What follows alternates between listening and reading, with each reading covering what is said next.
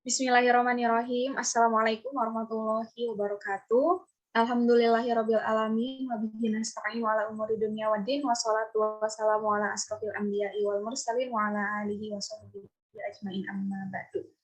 Sebelumnya, izinkan saya untuk memperkenalkan diri. Perkenalkan, nama saya Putri Nur Aziza dengan NIM 12120100135.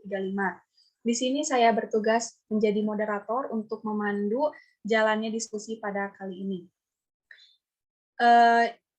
Sebelumnya, perkenalkan kami dari kelompok 5, yaitu ada Nenden Salsabila dengan NIM 12120100123, saya sendiri Putri Nur Aziza dengan NIM 12120100135, dan Rina Rizkiana dengan NIM 12120100143. Di sini kami akan membahas mengenai program bimbingan di sekolah. Adapun poin-poin yang akan kami bahas yaitu yang pertama adalah fungsi dan syarat bimbingan di sekolah, yang kedua adalah prinsip-prinsip program bimbingan, yang ketiga adalah langkah-langkah penyusunan dan pelaksanaan program pelayanan bimbingan, dan yang terakhir adalah karakteristik bimbingan dan konseling di sekolah. Yang selanjutnya langsung aja pemaparan materi oleh Saudari Nenden mengenai fungsi dan syarat bimbingan di sekolah dan prinsip-prinsip program bimbingan. Kepada Saudari Nenden, saya persilahkan. Baik, di sini saya akan menyampaikan materi yang pertama, yaitu fungsi dan syarat bimbingan di sekolah. Bimbingan dan konseling di sekolah merupakan usaha membantu peserta didik dalam pengembangan kehidupan pribadi, kehidupan sosial, kegiatan belajar, serta perencanaan dan pengembangan karir. Pelayanan, bimbingan, dan konseling memfasilitasi pengembangan peserta didik secara individual, secara kelompok, ataupun klasikal. Untuk memenuhi kebutuhan, potensi, bakat, dan minat, perkembangan, kondisi, serta peluang yang dimiliki. Pelayanan ini juga membantu mengatasi kelemahan peserta didik serta masalah yang dihadapi oleh peserta didik. Dalam pemikiran penyelenggaraan bimbingan dan konseling di sekolah bukan semata-mata terletak atau pada tidak adanya landasan hukum atau perundang-undangan. Namun yang lebih penting adalah menyangkut upaya memfasilitasi peserta didik yang selanjutnya disebut dengan konseling. Agar mampu mengembangkan potensi dirinya atau mencapai tugas-tugas perkembangannya, menyangkut berdasarkan rumusan masalah yang dikemukakan di atas, maka tujuan dari kajian bimbingan konseling ini, yang pertama, sebagai peranan bimbingan dan konseling di sekolah, yang kedua, meningkatkan mutu layanan bimbingan konseling di sekolah. Nah, berikut ini fungsi-fungsi dari bimbingan di sekolah menurut Uman Suherman. Yang pertama ada fungsi pemahaman, yaitu fungsi bimbingan dan konseling yang membantu konseli agar memiliki pemahaman terhadap dirinya ataupun potensi yang ada pada lingkungannya seperti pendidikan, pekerjaan, ataupun norma agama. Yang berdasarkan pemahaman ini itu meliputi untuk mengembangkan potensi secara optimal dan menyesuaikan diri dengan lingkungan yang dinamis dan konstruktif. Kemudian fungsi yang kedua, fungsi preventif, yaitu fungsi yang berkaitan dengan upaya konselor untuk senantiasa mengantisipasi berbagai masalah yang mungkin terjadi dan berupaya untuk mencegahnya, supaya tidak dialami oleh konseli. Melalui fungsi ini, konselor memberikan bimbingan kepada konseli tentang cara menghindarkan diri dari perbuatan atau kegiatan yang membahayakan dirinya. Adapun teknik yang dapat digunakan melalui fungsi ini, yaitu pelayanan orientasi, informasi, dan bimbingan kelompok. Beberapa masalah yang perlu diinformasikan kepada para konseli dalam rangka mencegah terjadinya tingkah laku yang tidak diharapkan, diantaranya bahayanya minuman keras, merokok, penyalahgunaan obat-obatan, dropout atau DO, dan pergaulan bebas. Fungsi yang ketiga yaitu fungsi pengembangan, yaitu fungsi bimbingan dan konseling yang sifatnya lebih provokatif dari fungsi-fungsi lainnya. Konselor senantiasa berupaya untuk menciptakan lingkungan belajar yang kondusif, yang memfasilitasi terhadap perkembangan konseli. Dan konselor sebagai teamwork berkolaborasi atau bekerja sama dalam merencanakan dan melaksanakan program bimbingan secara sistematis serta efisien. Teknik bimbingan yang dapat digunakan di sini yaitu sama seperti fungsi preventif. Fungsi yang keempat, fungsi penyembuhan, yaitu fungsi bimbingan dan konseling yang bersifat kuratif. Fungsi ini berkaitan erat dengan upaya pemberian bantuan kepada konseli yang telah mengalami masalah, baik menyangkut aspek pribadi, aspek sosial, maupun aspek karir. Teknik yang dapat digunakan adalah konseling dan remedial teaching. Fungsi yang kelima yaitu fungsi penyaluran, yaitu fungsi bimbingan konseling dalam membantu konseli memilih kegiatan ekstrakurikuler, jurusan atau prodi, dan memantapkan penguasaan karir atau jabatan yang sesuai dengan minat dan bakatnya. Dalam pelaksanaan fungsi ini, konselor perlu bekerja sama dengan pendidikan lainnya untuk pendidikan lainnya di dalam maupun di luar dari lembaga pendidikan. Fungsi selanjutnya fungsi adaptasi, yaitu fungsi membantu para pelaksana pendidikan seperti kepala sekolah, staf admin atau staf sekolah, konselor, dan guru maupun guru TK yang menyesuaikan program pendidikan terhadap latar belakang pendidikan, minat, kemampuan, dan kebutuhan konseli. Dengan menggunakan informasi yang memadai mengenai konseli, pembimbing atau konselor dapat membantu para guru dalam memperlakukan konseli secara tepat, baik dalam memilih dan menyusun materi sekolah, memilih metode dan proses pembelajaran, maupun menyusun bahan ajar yang sesuai dengan kemampuan dan kecepatan konseli. Fungsi selanjutnya, fungsi penyesuaian. Merupakan fungsi dalam membantu konseli agar menyesuaikan diri dengan lingkungannya secara dinamis dan konstruktif. Yang kedelapan, fungsi perbaikan, yaitu fungsi bimbingan dan konseling untuk membantu konseli sehingga dapat memperbaiki kekeliruan dalam berpikir, berperasaan, dan bertindak. Konselor melakukan intervensi, memberikan perlakuan terhadap konseli supaya memiliki pola berpikir yang sehat, rasional, dan memiliki perasaan yang tepat, sehingga dapat mengantarkan mereka kepada tindakan atau kehendak yang produktif dan normatif. Yang kesembilan, fungsi fasilitasi, yaitu memberikan kemudahan kepada para konseli dalam mencapai pertumbuhan dan perkembangan yang optimal, secara serasi, selaras, dan juga seimbang dalam seluruh aspek diri konseli. Fungsi yang terakhir, yaitu fungsi pemeliharaan, merupakan fungsi bimbingan dan konseling untuk membantu konseli supaya dapat menjaga diri dan mempertahankan situasi yang telah tercipta di dalam dirinya. Fungsi ini memfasilitasi konseli agar terhindar dari kondisi-kondisi yang menyebabkan penurunan produktivitas diri. Pelaksanaan fungsi ini diwujudkan melalui program-program yang menarik, rekreatif, dan fakultatif sesuai dengan minat konseli. Nah, dari ke-10 fungsi tersebut, dapat dipahami bahwa peran bimbingan dan konseling itu sangat penting dan menentukan masa depan peserta didik di sekolah. Kemudian melihat dari pentingnya peran bimbingan dan konseling di sekolah, maka dalam penyelenggaraan bimbingan dan konseling itu perlu syarat-syarat bimbingan dan konseling. Nah, syarat-syaratnya, syarat yang pertama, harus tersedianya guru pembimbing yang bertanggung jawab atas penyelenggaraan kegiatan bimbingan dan konseling. Yang kedua, harus juga tersedianya ruangan yang khusus bagi penyelenggaraan bimbingan dan konseling agar kondusif. Yang ketiga, kegiatan bimbingan dan konseling menjadi bagian dalam kurikulum penyelenggaraan pendidikan di sekolah yang bersangkutan. Nah, untuk materi selanjutnya yaitu prinsip-prinsip bimbingan konseling.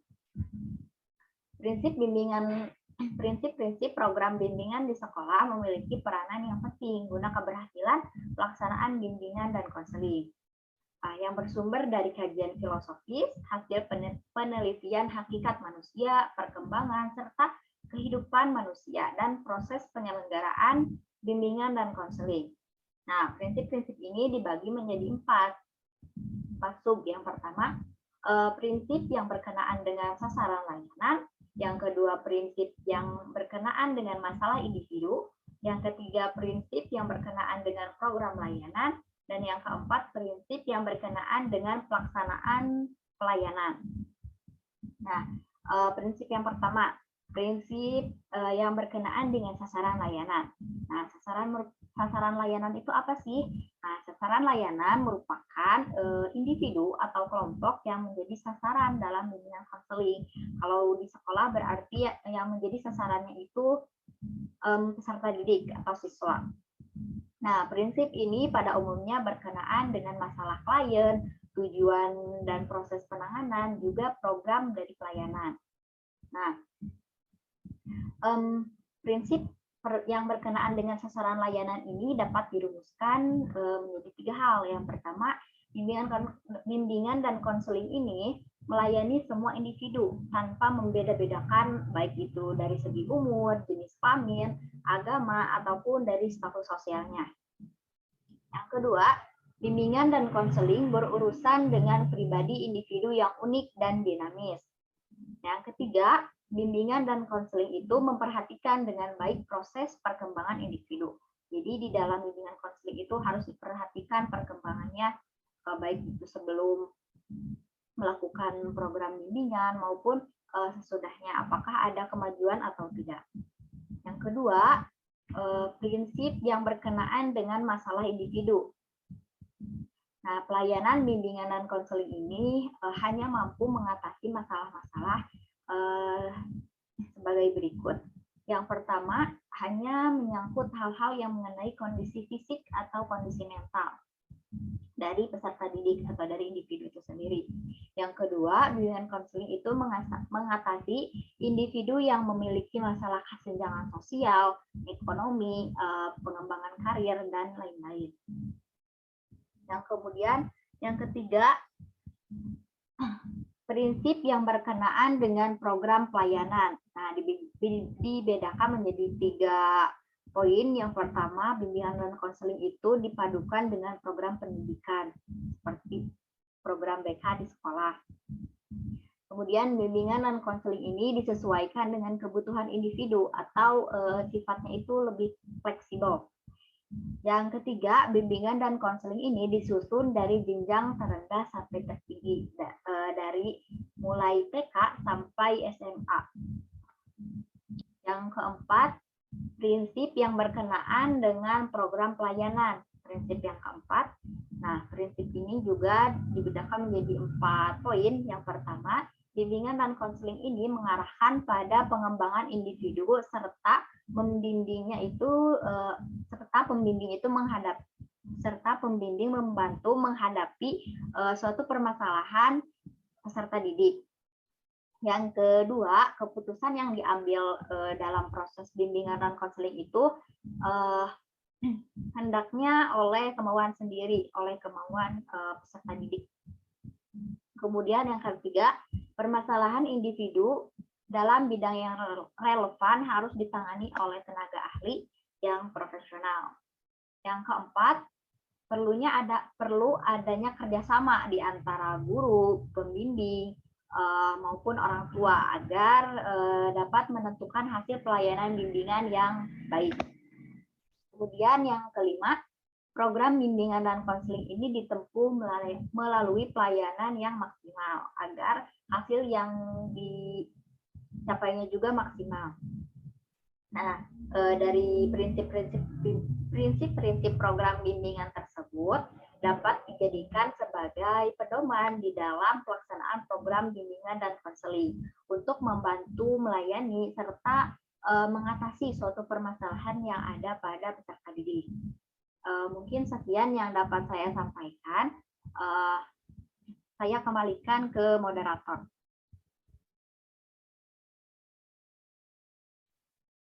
Ya, baik. Terima kasih kepada Saudari Nenden yang telah memaparkan materi. Yang selanjutnya adalah akan disampaikan oleh Saudari Rina Rizkiana. Kepadanya saya persilahkan.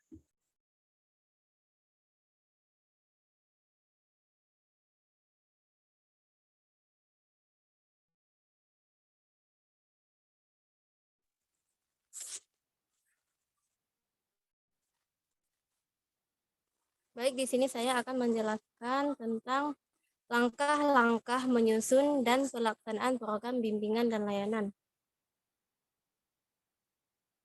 Pada bimbingan konseling terdapat beberapa langkah, diantaranya identifikasi data adalah berdasarkan hasil wawancara terdapat dalam tahap identifikasi data.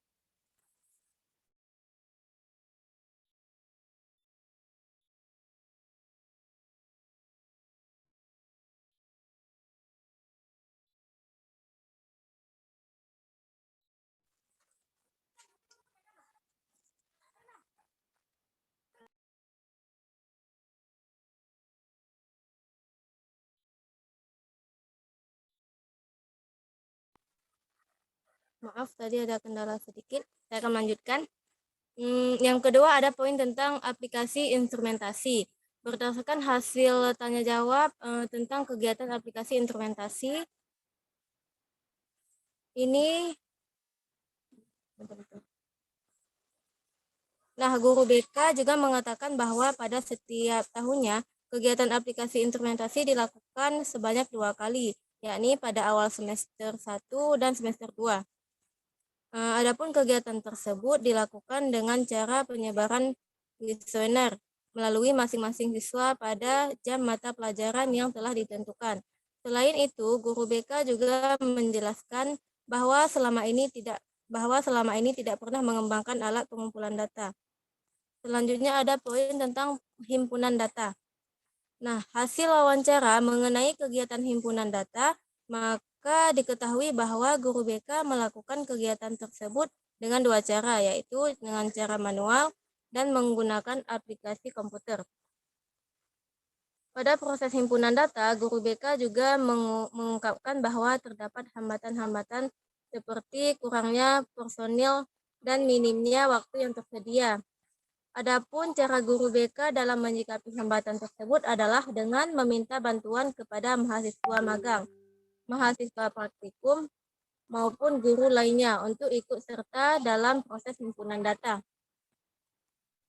Selanjutnya ada poin analisis data.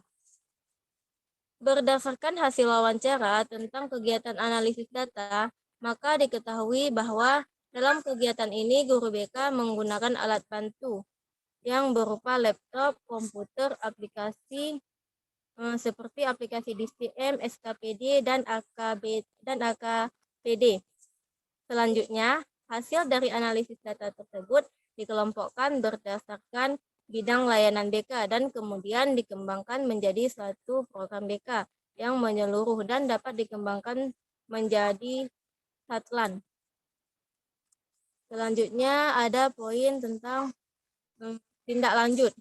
Nah, berdasarkan hasil wawancara mengenai tindak lanjut, maka diperoleh jawaban bahwa tindak lanjut yang dilakukan guru BK pasca kegiatan analisis kebutuhan, yakni dimulai dengan penyusunan program BK, RPL, dan atau satlan.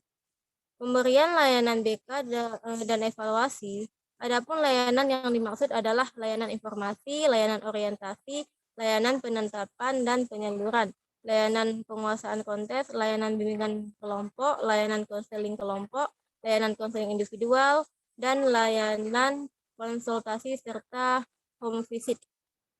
Selanjutnya ada subjudul tentang karakteristik bimbingan dan konseling di sekolah. Ada beberapa poin, beberapa faktor penting yang membedakan bimbingan di sekolah dasar dengan bimbingan konseling di sekolah menengah biasa. Bimbingan konseling di sekolah dasar lebih menekankan akan pentingnya peranan guru dalam fungsi bimbingan.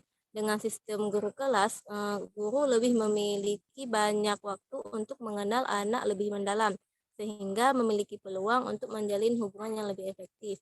Ini tentang yang di sekolah dasar, jadi lebih lebih kepada guru di dalam kelas ya, suasana di dalam guru bisa menilai langsung anak-anaknya seperti apa, bagaimana, seperti itu. Selanjutnya ada poin tentang fokus bimbingan di sekolah dasar lebih menekankan pada pengembangan pemahaman diri, pemecahan masalah, kemampuan berhubungan secara efektif dengan orang lain. Nah, ini mengenai skill-skill anak peserta didik yang ada di kelas. Mungkin kalau guru di dalam kelas lebih bisa mengenal pengembangan dia, pencapaian dia secara efektif. Selanjutnya, bimbingan di sekolah dasar lebih banyak melibatkan orang tua, mengingat pentingnya pengaruh orang tua dalam kehidupan anak selama di sekolah dasar. Karena masih sekolah dasar, otomatis orang tua lebih banyak terlibat. Nah, selanjutnya, bimbingan di sekolah dasar hendaknya memiliki kehidupan anak secara unik. Ini maksudnya hendaknya memahami kehidupan anak secara unik. Berarti ini pemahaman tentang orang tua dengan anaknya masing-masing. Selanjutnya, program bimbingan di sekolah dasar hendaknya peduli terhadap kehidupan dasar anak, seperti kebutuhan untuk matang dalam penerimaan dan pemahaman diri, serta pemahaman keunggulan dan kelemahan diri. Nah, ini tahap-tahap, misalkan di sekolah dasar tahap-tahap kelulusan dia akan melanjutkan ke pendidikan ke jenjang yang lebih tinggi. Nah, hendaknya orang tua maupun guru harus lebih mempersiapkan si anak untuk bisa masuk ke jenjang pendidikan selanjutnya. Gitu. Kemudian yang terakhir ada program bimbingan di sekolah dasar hendaknya meyakini bahwa masa usia sekolah dasar merupakan tahapan yang amat penting dalam pengembangan anak. Nah, usia-usia sekolah dasar itu masa-masa anak memiliki golden age ya, pemikiran emas di mana apapun lingkungan dia saat itu dia akan menyerapnya dengan sangat baik dan akan sangat diingat apapun yang dia pelajari, lingkungan dia pada saat dia sekolah dasar mungkin akan lebih berpengaruh ketimbang ke jenjang selanjutnya mungkin ya. Kemudian menurut Muru dan Kotman, terdapat 6 perbedaan penting yang harus dipertimbangkan seorang konselor dalam pengembangan program bimbingan di sekolah dasar, yaitu konselor memandang bahwa siswa belum memiliki keajengan. Oleh karena itu, konselor belum dapat menciptakan lingkungan belajar secara permanen. Kedua, beberapa jenis layanan bimbingan tidak langsung kepada siswa, melainkan disalurkan melalui guru, orang tua, dan orang dewasa lainnya yang terdekat dengan dia. Mungkin bisa kakak dia atau abang dia untuk disampaikan kepada si anak tersebut. Selanjutnya, kesempatan anak untuk melakukan pilihan masih terbatas. Yang namanya juga masih anak-anak ya, masih diaturlah sama orang dewasa. Selanjutnya ada siswa sekolah dasar memiliki keterbatasan dalam penerimaan tanggung jawab dirinya atau self responsibility. Nah, ini tanggung jawab orang dewasa terhadap anak-anak yang masih di bawah umur atau masih sekolah dasar.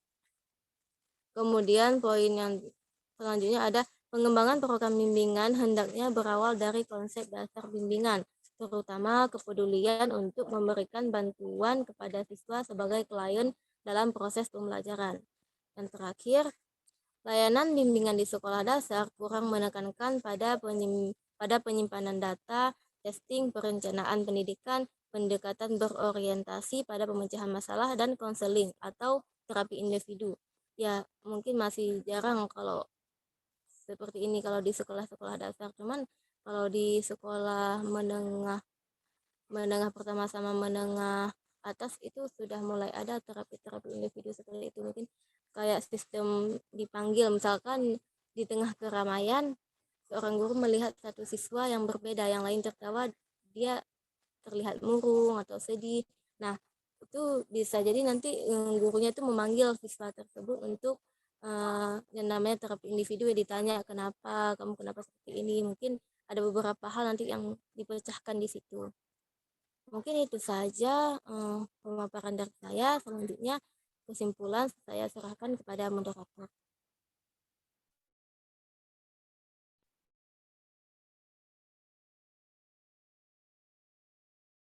Baik, terima kasih kepada Saudari Rina yang telah menyampaikan materinya. Yang selanjutnya adalah kesimpulan yang akan disampaikan oleh saya. Jadi dapat disimpulkan bahwa pelaksanaan program bimbingan dan konseling sangat tidak mudah dan memerlukan kerjasama dari semua pihak agar dapat terlaksana sebuah program itu dengan baik. Program bimbingan dan konseling di sekolah ditetapkan melalui berbagai langkah, di antaranya disusun berdasarkan kebutuhan para peserta didik atau konseli dan berdasarkan Peraturan Menteri Pendidikan Kebudayaan Nomor 111 Tahun 2014 tentang bimbingan dan konseling di sekolah. Pemahaman terhadap kebutuhan dan karakteristik perkembangan peserta didik sebagai pangkal tolak layanan bimbingan dan konseli harus komprehensif. Guru bimbingan juga melaksanakan asesmen kebutuhan sarana dan prasarana dari bimbingan dan konseling. Hal ini perlu mendapatkan dukungan dari kepala sekolah, wali kepala sekolah, dan komite sekolah. Untuk memperoleh dukungan tersebut dapat dilakukan berbagai macam usaha. Di antaranya, upaya yang dapat dilakukan adalah mendapatkan dukungan dari orang tersebut yang dapat dilakukan dengan konsultasi, rapat, koordinasi, sosialisasi, dan persuasi yang dilakukan sebelum menyusun program penyelenggaraan kegiatan. Dengan demikian, perencanaan layanan bimbingan dan konseling dimaksud untuk memenuhi kebutuhan-kebutuhan peserta didik yang dipaparkan secara rasional di dalam program bimbingan konseling yang ditetapkan oleh sekolah. Mungkin itu saja yang dapat kelompok kami sampaikan. Maaf apabila ada kekurangan atau kesalahan dari pemaparan materi tadi, karena kita adalah manusia dan kesempurnaan hanya milik Allah semata. Akhirul kalam. Wassalamualaikum warahmatullahi wabarakatuh.